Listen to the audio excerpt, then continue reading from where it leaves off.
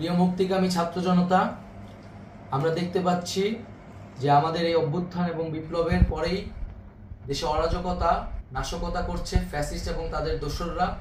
আমরা দেখতে পাচ্ছি যে বিভিন্ন জায়গায় এখন গোলাগুলি চলছে, মন্দিরে হামলা হচ্ছে এবং নাশকতা ও লুটপাট করছে। আমরা মনে করি আমাদের যে ছাত্র নাগরিকদের অভ্যুত্থান তাকে নস্যাৎ করার জন্যই পরিকল্পিতভাবে এই ধরনের ঘটনা ঘটানো হচ্ছে। আমরা মুক্তিকামী ছাত্র জনতাকে সজাগ এবং সতর্ক থাকতে আহ্বান জানাচ্ছি এবং আমাদের যে অন্তর্বর্তীকালীন সরকার, আমরা সেই সরকারের যে প্রস্তাবনা 24 ঘন্টার সময় নিয়েছিলাম, জরুরি পরিস্থিতি মোতাবেক আমরা এখনই তার একটি রূপরেখা ঘোষণা করছি। আমরা সিদ্ধান্ত নিয়েছি যে সর্বজন গ্রহণযোগ্য আন্তর্জাতিক খ্যাতিসম্পন্ন নোবেল পুরস্কার বিজয়ী ডক্টর মোহাম্মদ ইউনূসকে প্রধান উপদেষ্টা করে অন্তর্বর্তীকালীন সরকার গঠন করা হবে এবং ডক্টর মোহাম্মদ ইউনূসের সাথেও আমাদের কথা হয়েছে। তিনি ছাত্র জনতার আহ্বানে বাংলাদেশকে রক্ষা করতে এই গুরু দায়িত্ব নিতে সম্মত হয়েছে। আমরা সকালের মধ্যেই আমরা এই সরকার গঠনের প্রক্রিয়া দেখতে চাই।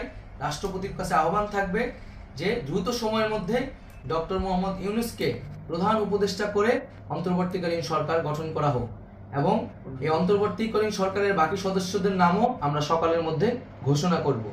প্রিয় বন্ধুগণ, দেশে যে অরাজকতা চলছে, মানুষের জীবনের নিরাপত্তাহীনতা চলছে, সেজন্য আমরা রাষ্ট্রপতির কাছে আহ্বান জানাচ্ছি দেশে আইন শৃঙ্খলা পরিবেশ ফিরিয়ে আনার জন্য দ্রুত সময়ের মধ্যে কার্যকর ব্যবস্থা নিতে হবে এবং আইন শৃঙ্খলা বাহিনীকে সহযোগিতা করার জন্য মুক্তিকামী ছাত্র জনতাও রাজপথে থাকবে এবং অন্তর্বর্তীকালীন সরকার গঠন না হওয়া পর্যন্ত মুক্তিকামী ছাত্র জনতাকে রাজপথে থেকে তাদের যে অভ্যুত্থান, সেই অভ্যুত্থানকে রক্ষা করতে হবে।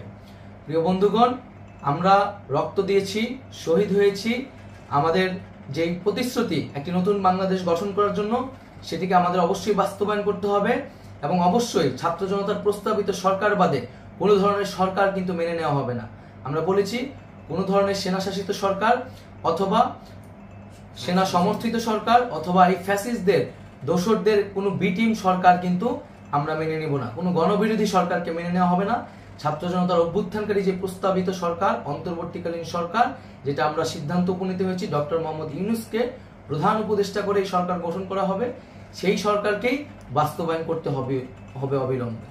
আগামীকাল সকাল থেকে সকলকে আহ্বান জানাচ্ছি রাজপথে থাকার জন্য এবং আমাদের যেই সাম্প্রদায়িক সম্প্রীতি এবং রাষ্ট্রীয় সম্পদ রক্ষা কমিটির ঘোষণা হয়েছে বৈষম্যবিরোধী ছাত্র আন্দোলনের নেতৃত্বে, সকল পাড়ায় পাড়ায় এলাকায় এলাকায় সেই কমিটি পাহারায় থাকবে। আমাদের সংখ্যালঘু কমিউনিটিকে আমাদের রক্ষা করতে হবে, রাষ্ট্রীয় সম্পদ এবং এই দেশকে রক্ষা করতে হবে আমাদের।